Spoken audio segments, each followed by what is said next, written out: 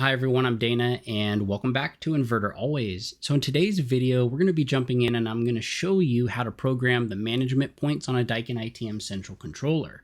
There's two parts to today's video. The first part is really going to be focused on gathering all of your addresses, making sure that you have a nice organized as-built sheet so you're not running around the job site like crazy trying to figure out which room is which address. We want to make sure we have a nice organized sheet to program off of. I'm going to give you some tips and tricks on how to make sure you're minimizing the amount of time it takes to program the ITM. Second part of today's video is going to be focused on the software itself. I'm going to go in and show you how to get into the service settings menu and actually program the management points themselves. You guys, a lot of content to jump into today. If you enjoyed today's video, please click the like button below. It really helps out my channel. And if you guys have not already, please consider subscribing. All right, let's jump right in.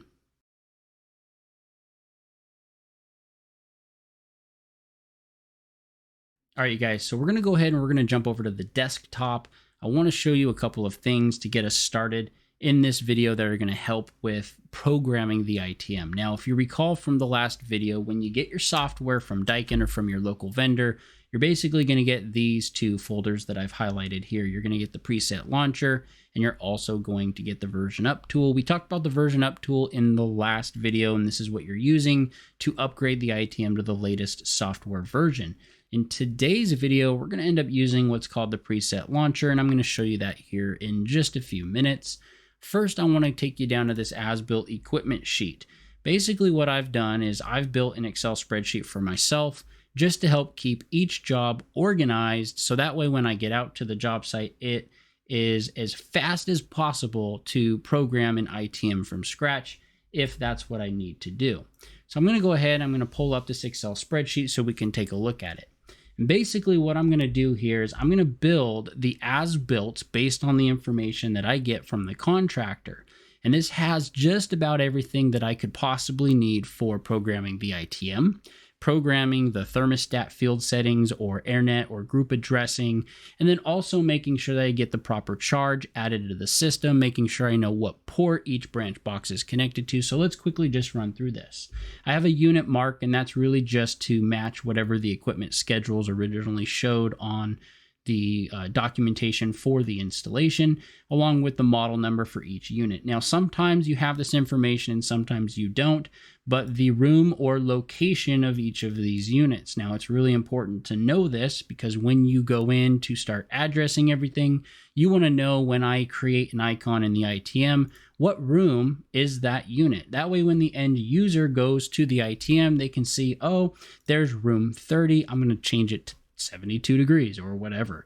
If you don't have this information at the time of building this spreadsheet, then the first thing you want to do when you get to the job site is figure out which unit is in which room. Now, you should already have the connected BS port. So when you hook up your service checker to take performance data, do your port checks, this is going to be really helpful so that you know which unit is on which port. Not part of today's video or part of this series, but still really good information to have as part of your as-builts. AirNet addressing and group addressing are something that you're going to need in order to be successful with programming the ITM. And basically, they serve two different functions. We're not going to explain them in great detail in part of this video or this series because I've talked about them in previous videos. But basically, your group address is what you're going to program into the indoor unit's thermostat. It gets stored on the indoor unit's board. It's non-volatile memory. And this is what the ITM is going to communicate with. So if an indoor unit does not have a group address, the ITM is not going to be able to see it. Now, before you hook up your ITM, before you go out to the job site, these should already be programmed in at each indoor unit. This is typically something the contractor does. If the contractor hasn't done it, then you need to go ahead and go around to all the stats and program these group addresses in.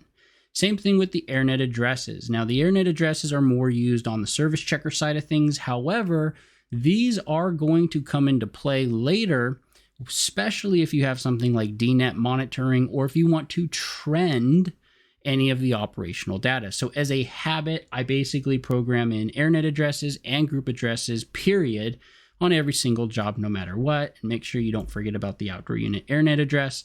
That also needs to be done. Just for reference, in case you're not familiar with model numbers, I also like to put this in. This is just telling you, hey, here's the type of unit.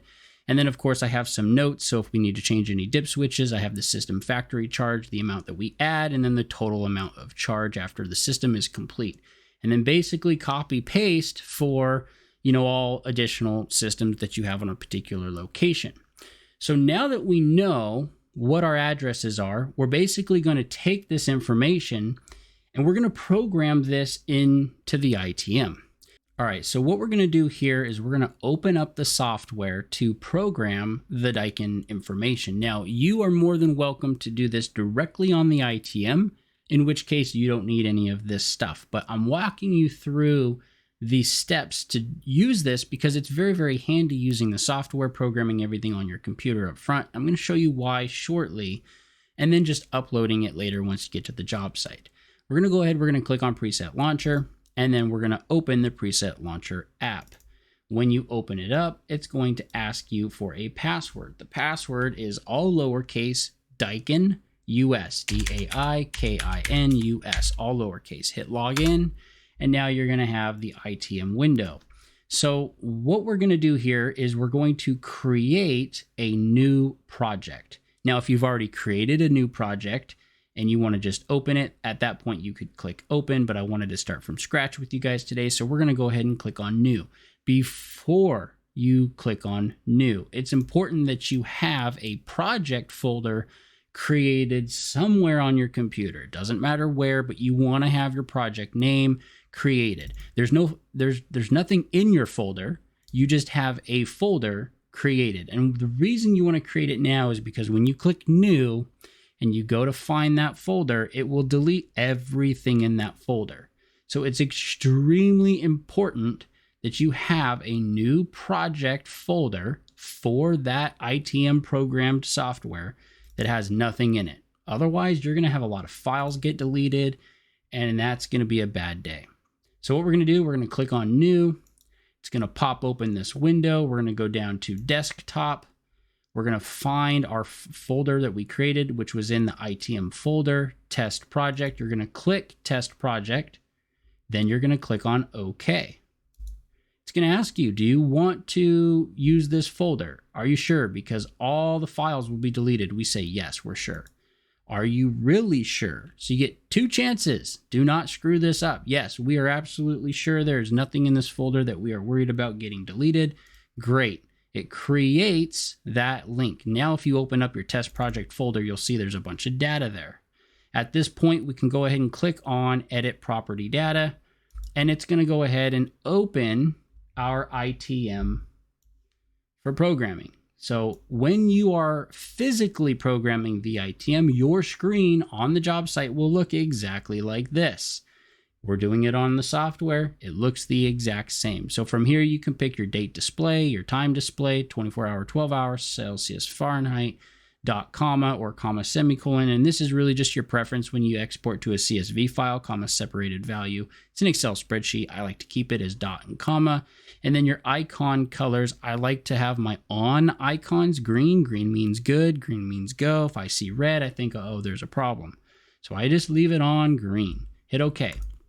Now you're going to have to pick your location, or basically your time zone. I'm in the Pacific Northwest, so that's easy enough. And then you're going to need to go ahead and program your date and time. It is Saturday the 11th, around 12:26 p.m., so I don't need to change this. I can go ahead and enable my daylight savings time. I always get it wrong. I mix it up. I can't remember if it's March, if it's the second Sunday in March or the first, or the second Sunday in November or the first. It doesn't really matter for the sake of today's video, but if you want to use daylight savings time in your area, then program daylight savings time accordingly. Now it brings us to the main screen. Again, if you have an ITM that you're looking at physically on site, your screen will look exactly like mine.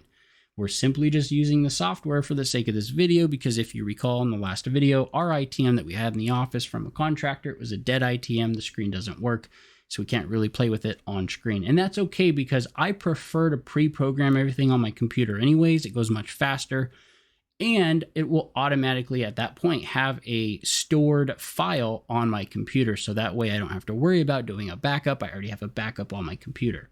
So what we need to do here is we need to go in and we need to program our management points. As you can see, all There's nothing here. We don't have any units programmed. So what you're going to do is you're going to go down and you're going to click on Menu List. It's the menu button.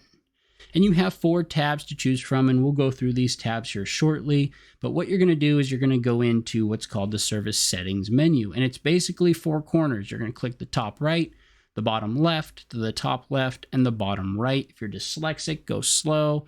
But you want to make sure when you click on the bottom left and the bottom right, you're clicking just above the close button and just above the date. Okay, so watch me do it. I'm going to go top right, top left, bottom left, top left, bottom right. And if you did it correctly, you're going to get the password window that pops up. I'm going to cancel and let's do it one more time. Top right, bottom left, top left, bottom right.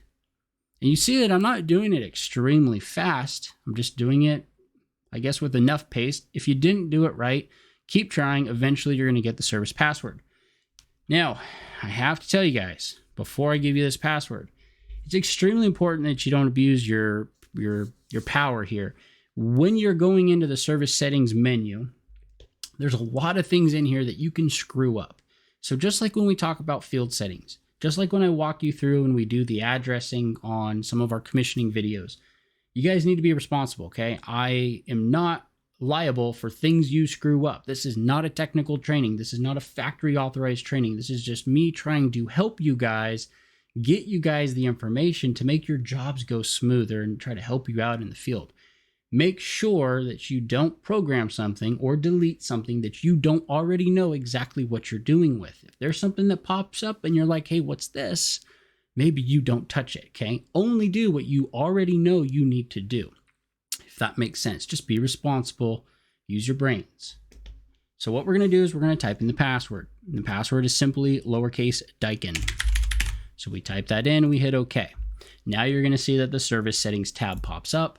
And now we have a bunch of stuff to choose from. All we care about right now is the management point data registration. It's all abbreviated, but that's what it means. Management point data registration. We want to register our indoor unit data points. And so now this window pops up and you're like, okay, great. We need to add a unit. So we're going to click add. We have a lot of options here. What are we adding? Well, if you go back to our spreadsheet, we need to add all these indoor units. There's 9 of them total. And we need to add a ventilator, an ERV, energy recovery ventilator.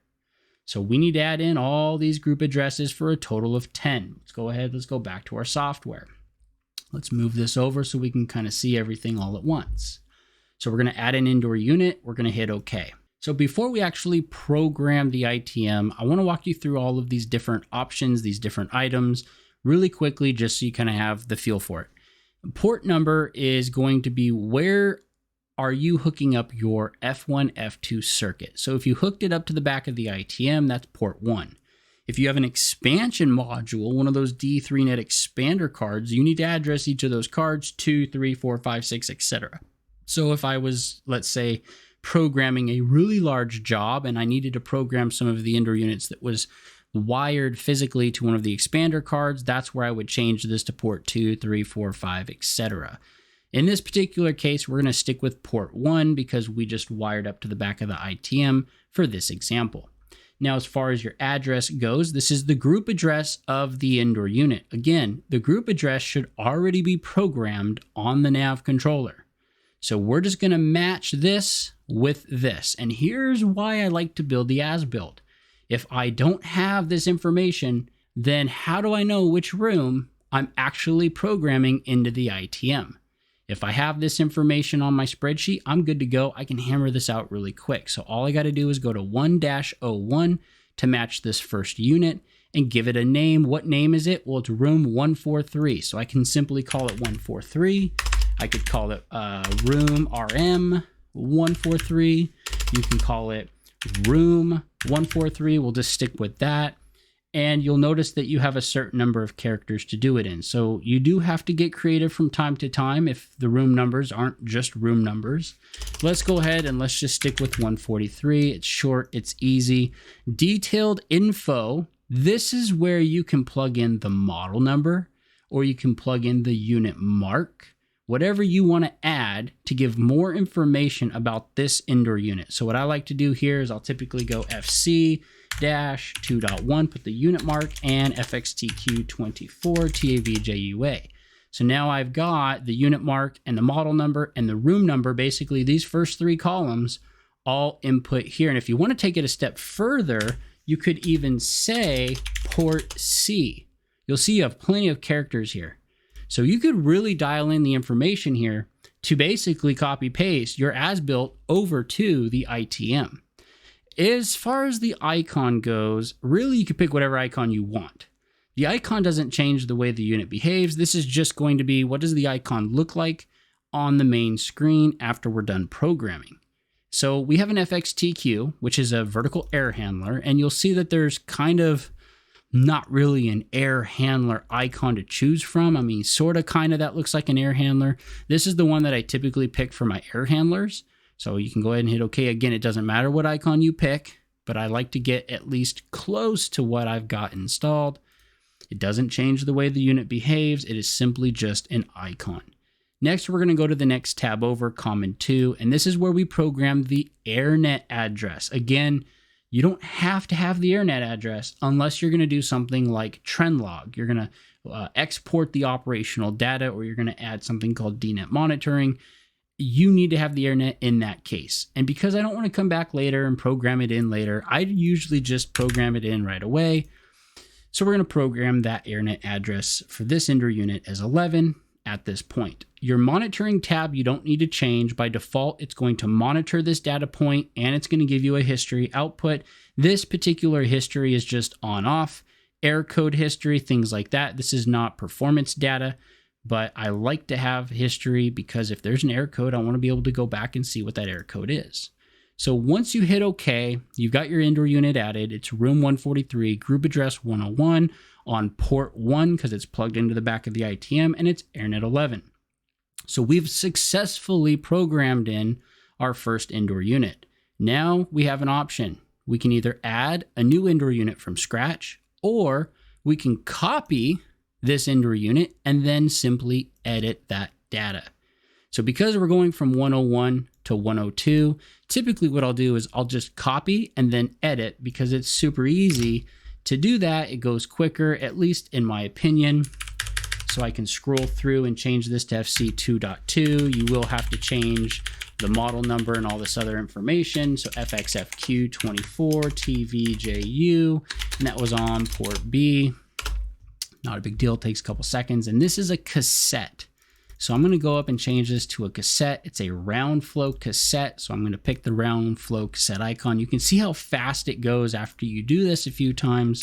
And it's going to be address 12. Monitoring doesn't need to change. So we hit OK. And now we've completed number 2.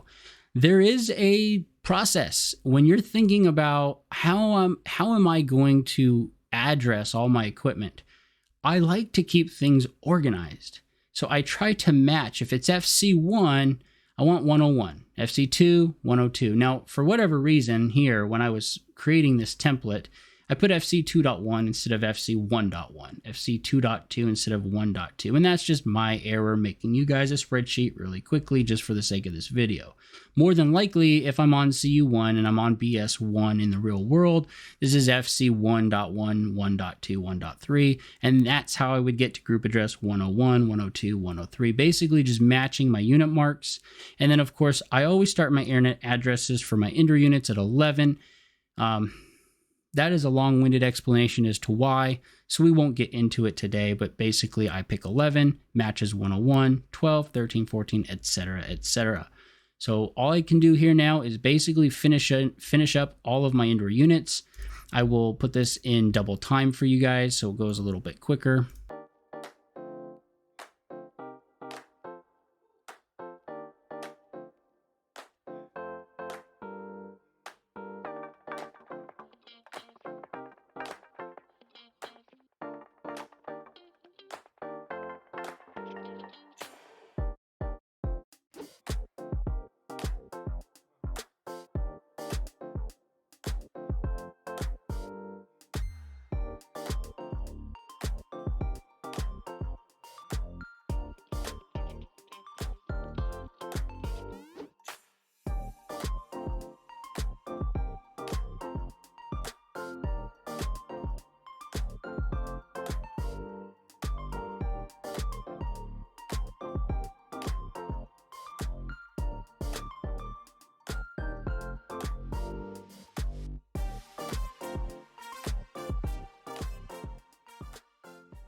All right, so you guys can see here that now I've got all my Ender units added. I've got 1-01 all the way through 1-09. I still need to add my ERV. Wasn't sure if you guys followed along closely, but you'll notice that I was kind of bouncing back and forth between which unit I was actually copying before I edited it. And basically the reason I was doing that is so I didn't have to change the icon every single time.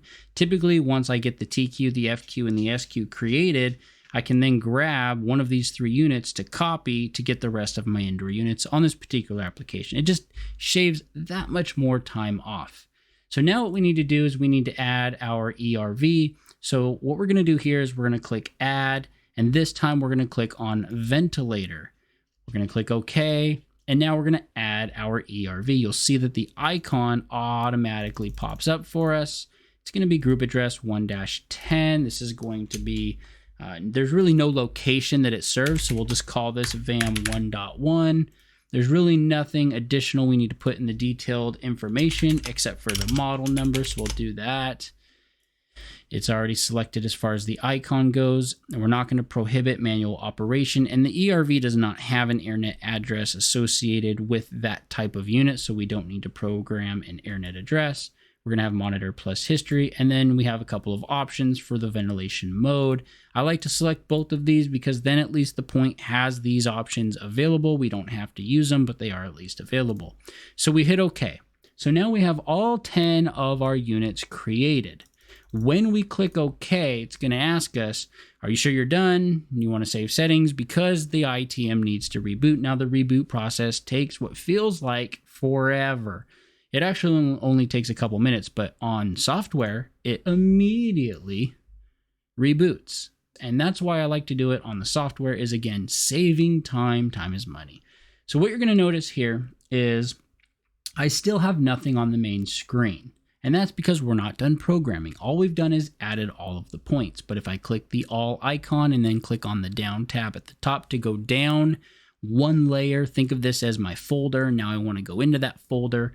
I have my indoor units and I have my ventilator. So if I want to look at my indoor units, I can go even deeper, and here are all my indoor units. You could see why, if you didn't label these indoor units properly to the end user, this could be very confusing.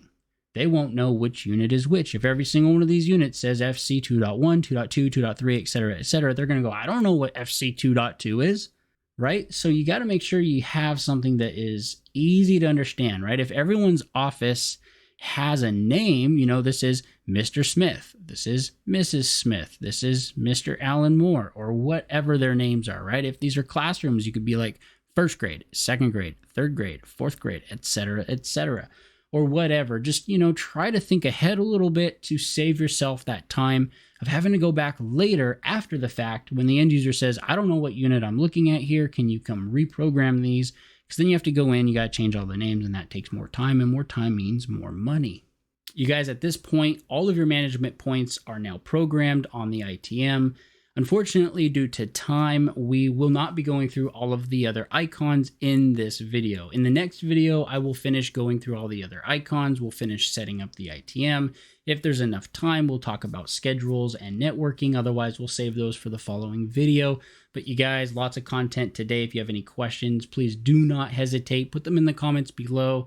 This type of content usually generates lots of questions, and I guarantee if you're thinking it, somebody else is probably thinking it too. So don't hesitate. Put your questions in the comments below. I read all of your guys' comments. I do my best to respond to your guys' comments as well, almost all of them if possible. Of course, channel members are going to get priority response to comments. I'm going to respond to those guys first, and then I will get to everybody else. So if you guys do want to support the channel, if you guys like this content, if it has helped you out, feel free to join, become a member. It's very easy. You just click join on the main channel page. It's right next to that subscribe button. 4 different channel membership tiers to choose from. I appreciate all of your guys' support. If you guys enjoyed today's video, please click the like button below. It really helps out the channel. And if you guys have not already, please consider subscribing. All right, guys, thank you so much for tuning in. I hope you have an awesome day.